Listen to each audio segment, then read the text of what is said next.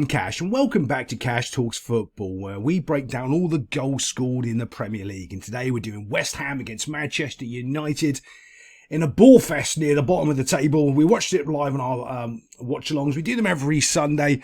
Come and join us in the chat for our live analysis and all the fun that we have on those. But we've got a lot of things to talk about here with the Manchester United. They did create a couple of really good opportunities to actually could have put this game away really early. They just rubbish up front. And they did actually have a little bit of a spell where they played pretty well. But to be honest, this is one of the most boring games that I've seen in just poor quality, with both teams giving away possession so much. West Ham as a team last season were actually kind of interesting to watch because you knew they were going to score a goal on whoever they were playing. They'd be tight defensively, hit you on the counter, try to build something over, through Jared Bowen, and it was just good football. Now you don't know what they're doing, but don't worry because you don't know what Man United are doing either. It was just awful game to watch, but there was some just comical defensive errors and mistakes. So right now we're going to look at one where, for some reason, the ball's gone in over behind, and it's so easy for this guy because Fabianski has come running out, and it's just a clear goal. He's going to score. There's no way he's going to miss, right? Ball goes over, bounce over the goalkeeper, and he's running into goal. And this sums up pretty much everybody at Manchester United. They've got an open goal. All they have to do is relax, have a little bit of composure, and you know what? They can win the game. And they don't. They go for the super spectacular, I'm the world beater, I'm the best player in the world strike, look how good I am, and end up screwing it up because they're not. Just pass it in the goal. And if you take that context and think about all of their players, like Rashford, I'm the bestest in the world and I'm trying to do all of this. No, just pass the ball and you'll be better. That's what this guy does. He has a shot, completely smashes it, and it goes over, and it's awful. I mean, that's awful. At that point, West Ham, you're just going, well, they're rubbish. They're not going to do anything today, are they? Let's get on to the goals. Okay, this is the goal here for West Ham. It's coming in. Danny Ings came on and did some, I don't know, I like Danny Ings. I'm a bit of a Danny Ings fan. Right, the ball comes in. Danny Ings was right here being marked. He pulls away. De Ligt doesn't go with him. Dalot doesn't go with him. Dalot just basically does nothing on this whole side. You've got a runner coming in on the back stick that's not tracked. Everything that basically these three players from Man United just stand there and watch this goal go in. No one is reacting or anticipating or understanding that this is a danger. And all they really have to do is follow, because Danny Ings takes a shot here. He doesn't knock this ball on. He actually just scuffs his shot. So when this comes in here, we go, whomp. There he goes. He's trying to take his shot. Dalot could have got there and just carried on running with him, but he's not. He's trying to do something like goodness knows what. And because this is a scuffed shot, it's not a pass, it's a scuffed shot, it ends up beating him and popping out wide just there for the tap in on the back post, which again, if anyone was tracking the runner, like Christian Eriksen right here, who's on top of the box with this player right here, they could have actually prevented that. But that's not a thing at Manchester United. You don't track runners, you don't really care what goes on, you just sort of stand around and hope you win a game of football. Yeah. They get themselves a goal. Let's get on to the Man United goal. Couple of things here. First off, this is one of the worst goals I think I've ever seen actually conceded in the Premier League. You're allowing 3 uncontested headers in the box. Now, all credit to United that actually do 3 headers, because there was a game we were doing on a watch-along where they couldn't make 3 passes in a row, so actually to get 3 headed passes in a row and get a goal out of it is actually quite something special. So they loop up the ball here to the back stick. Well, it's kind of not, but that's what you cast it is, the back stick. Dropping over here.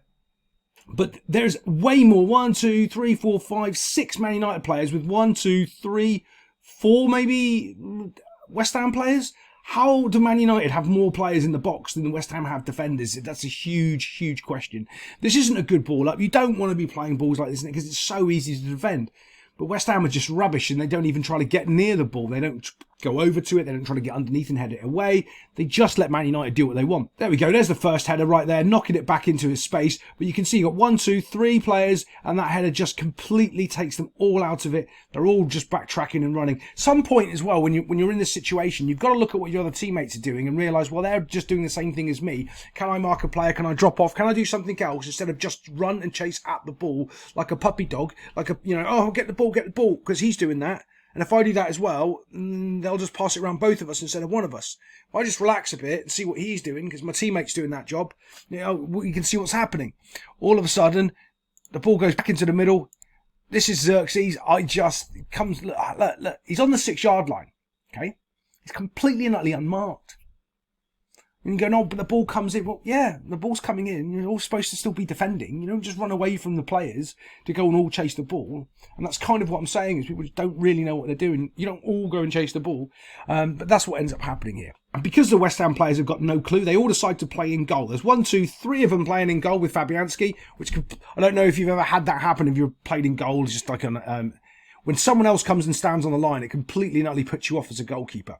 Especially when the other team, it's really weird. When the other team do it, you don't really care. But when your teammates do it and they're getting in your way, it's almost like it's my box, my line, get out of the way. And they all drop in off on the line because, well, they should have been marking players and they're not. And then Casemiro gets himself a nice little cushion header past the goalkeeper. It's too close, really, for the keeper to do much. But maybe he just could have come out and caught the ball for one. But let's get on to this VAR decision that kind of ruined the game. And it's probably going to cost Ten Hag his job. Well, maybe not this week, but after they get beaten by Chelsea, definitely. So let's have a little look at that. Okay, so there's a couple of points here, and this is the biggest problem with VAR, right?